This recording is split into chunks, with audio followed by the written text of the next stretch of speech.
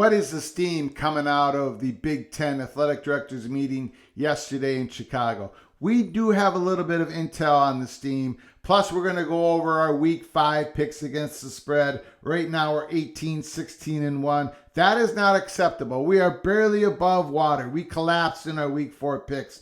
So we are going to respond with everything we got here in week 5. Those are our grade 8 picks. We're going to get to it right now. Welcome to episode 60 of College Football's Peek Around the Corner with your host, Greg Pflugar. Please leave your comments in the comment section below. Let us know what you agree or disagree with our picks. And please smash that like button. Subscribe to our channel. Please share this video with your family and friends. Let's get to our picks real quick. And then we're going to talk about the intel that we have received on the Big Ten meetings of yesterday with the athletic directors.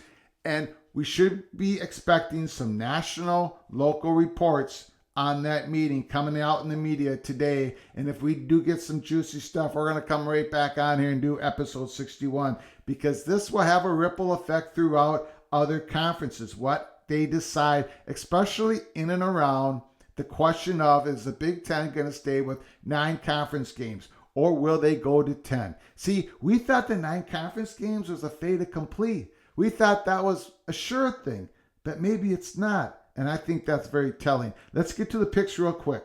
Again, we're 18, 16, and 1. We need a big week this week, week 5. It's not if you get knocked down, because you are going to get knocked down. Can you get back up? Let's go. Let's go, Washington Huskies. -3.5 over UCLA. The game's in UCLA. UCLA's trying to jam-pack that stadium. The Rose Bowl, they're giving out all these free tickets to the students and everybody else. Can they fill up that stadium? I don't know. We'll see. But we like the Washington Huskies passing offense. Love that quarterback. We believe this line should have been -6.5. Washington -3.5. We think that's a gift. We're taking the Huskies -3.5. Michigan -10.5 versus Iowa. We almost went the over-under, the total points scored in this game was 41.5. We almost took the over. To surprise you all, yes, going over in an Iowa game is pretty risky, but we almost took 41.5. We decided to go with Michigan Wolverines -10.5. J.J. McCarthy had his baptism of fire. His first start in a Big Ten conference game against Maryland, and he missed some downfield throws. He definitely was not on, but he survived it. And we think this week he's going to have a good game against a very tough Iowa Hawkeyes secondary. But here's the key to the game that we believe. Michigan's defensive line struggled against the Maryland Terrapins, ever improving huge offensive line. The Terrapins' offensive line moved Michigan around. I think that surprised Michigan and its fans and everybody else. We do not think that Iowa Hawkeyes' offensive line is going to be able to do the same. Everyone looks upon the quarterback as the biggest issue of the Iowa Hawkeyes, and maybe he is. But that offensive line is not much better. So, we do not think Iowa Hawkeyes are going to score that many points once again. And we do think J.J. McCarthy is going to connect on a few downfield throws. We got Michigan, that Corum, that running back. They're going to get enough offense to cover this spread -10.5, taking Michigan. Illinois +7. Who would have imagined that this line at the beginning of the year would be +7 Illinois? We all probably would have thought it'd be Illinois +16. But no, Illinois +7, and we're still taking the Fighting Illini. I'll take Tommy DeVito versus Graham Mertz this week. Chase Brown versus Braylon Allen. Beautiful matchup. 2 great running backs, having incredible years. But that Illinois defense is getting better, and better. To shut out Chattanooga was a very impressive feat, because that Chattanooga has a good FCS offense. Illinois is coming. And we believe the Badgers' decline is real. Paul Chryst, his seat is getting warm up in Madison. Illinois, take the +7. Maryland -7 against Michigan State is the lock of the weekend. It has to be. How can this line be -7? What do people expect Michigan State secondary to be able to do against the Maryland Terrapins passing offense? And remember, well, maybe many people stopped watching the Gopher Spartan game. People outside of the Gopher fan base, I can understand why, because it was just a pummeling. It wasn't competitive. But if you did watch it, you will acknowledge that the Michigan State Spartans had a lot of different injuries during that game. A lot of guys went down. A lot of guys were hurt. They are not healthy, spiritually, mentally, emotionally. Maryland takes it to the Spartans. This -7, that's the lock of the week. Take the Terrapins. Baylor -2.5 against Oklahoma State. Cowboys, I have nothing against the Cowboys. Good team, top 10 team. But Baylor's not going to lose a game the rest of the way in the Big 12 Conference. That's what we at Peek Around the Corner believe. Baylor -2.5. We'll take that to the bank. We're taking the Bears -2.5. Arkansas +17 against Alabama. Arkansas's field goal at the end of the game to win the game hits the top of the goalpost. Arkansas loses. Tough loss for the Razorbacks. But again, it's not whether you get knocked down like we did at Peek Around the Corner in our selections for week 4. It's can you get back up? And KJ Jefferson, we believe, is going to get back up. This is going to be a competitive game. We don't even think this is going to be a backdoor cover by the Arkansas Razorbacks. Arkansas is going to make this game competitive. We got the Razorbacks +17. NC State +6.5 against Clemson. This is the game we've been waiting for. This is the game we've been waiting. I cannot believe all the negative comments about North Carolina State being ranked in the top 10 in the country. I have them winning the ACC championship game. Leary is going to come out and he's going to play a well of a game against a Clemson struggling secondary. Leary, North Carolina State, not only do they cover 6.5, they beat Clemson this week. So take a peek at the money line. Take a peek at the money line. For Peek Around the Corner purposes, I'm happy to take the +6.5 points. I got the Wolfpacks. And the second biggest lock of the weekend, West Virginia +9.5. I'll take C.J. Donaldson, that big back who's got just enough wiggle to be effective college football running back. I'll take C.J. Donaldson. I'll take Ford Wheaton, a wide receiver. I'll take J.T. Daniels wheeling and dealing, getting the ball off early against that Longhorns defense that once again proved that they cannot tackle for whatever reason. Texas is not back. I got West Virginia. I'll take those 9.5 points. I'll take those 9.5 points every single day of the week, and I'm taking it this Saturday. Those are my great 8 picks. Again, Peek Around the Corner is 18, 16, and 1.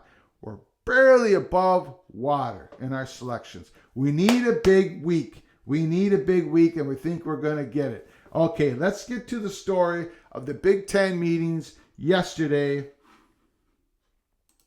We know we reported in episode 59. If you missed it, you can go back to the YouTube channel and look for episode 59.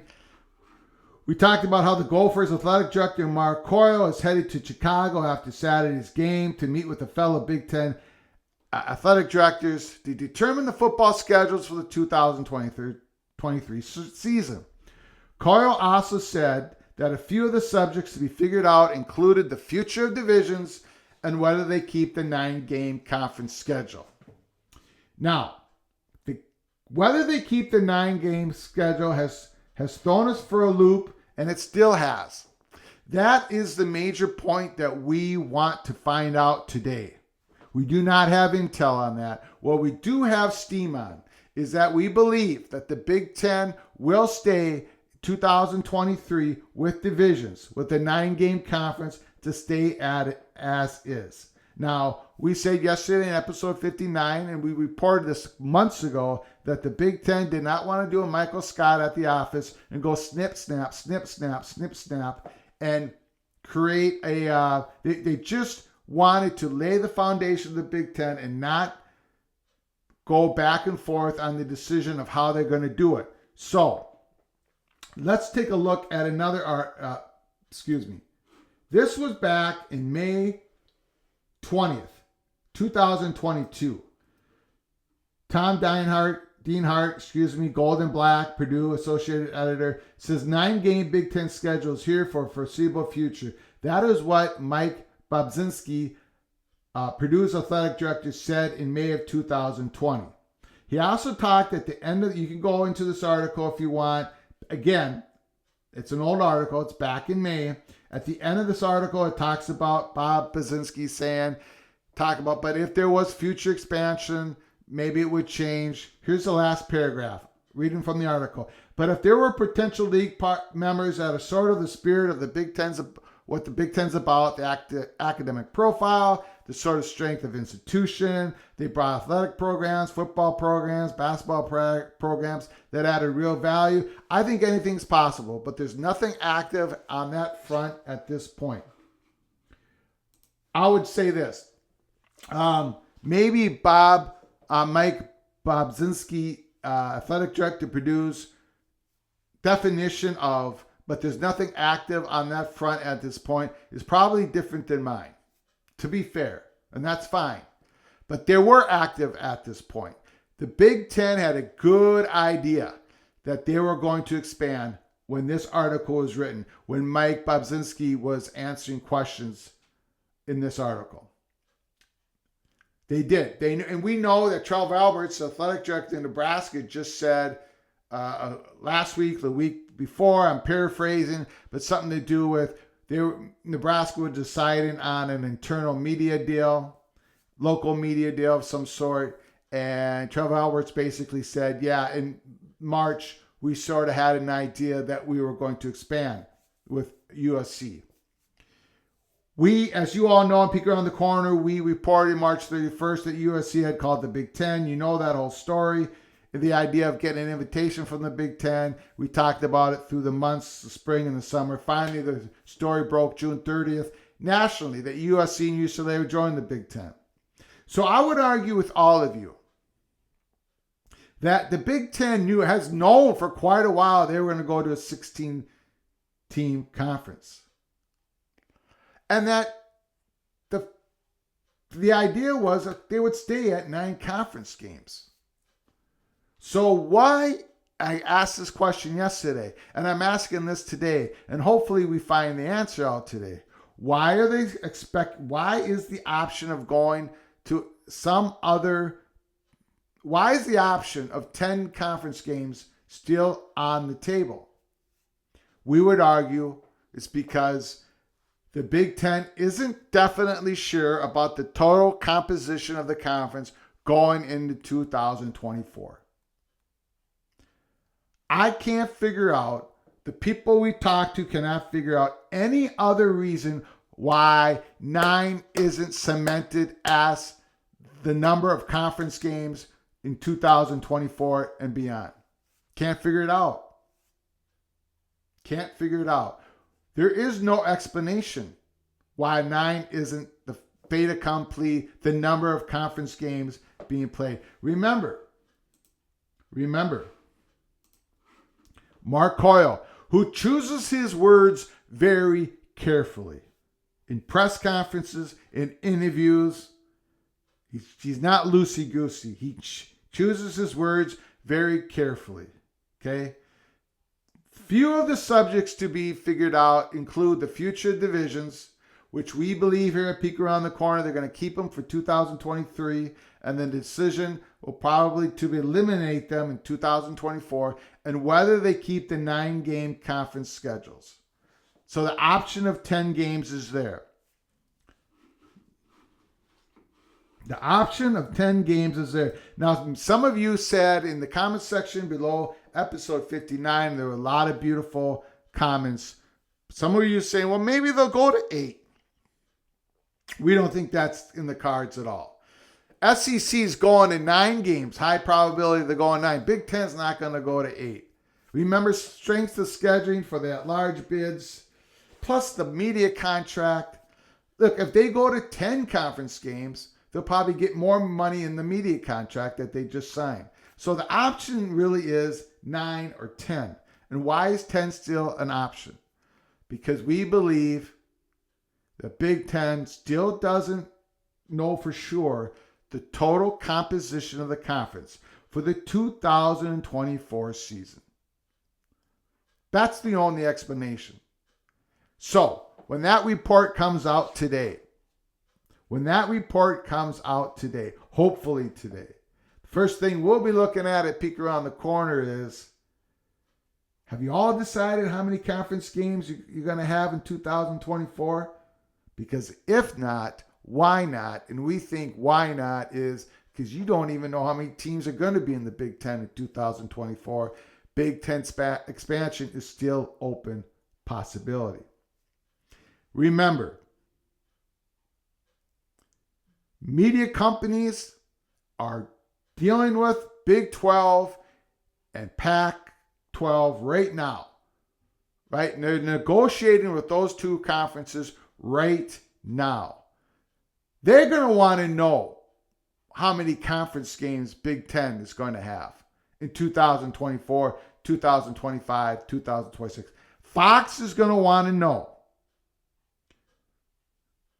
Amazon, dealing with Big 12, Pac-12, and Big 10, going to want to know. Big 10 schools especially are going to want to know. But yet we don't know. We don't know. Why don't we know? We would argue at Peek Around the Corner is because the total composition of the Big 10 hasn't been figured out quite yet for 2024 football season. Do you disagree with us? Please put your comments down in the comment section below. Hit that like button, share the video, and please subscribe to our channel. I'll leave you with this though. We believe at Peek Around the Corner, the window of expansion is still open. And we're going to find out really soon if the window closes on the Big Ten for this period of time because they did not get enough money from the media companies to offer an expansion to include Oregon, Washington.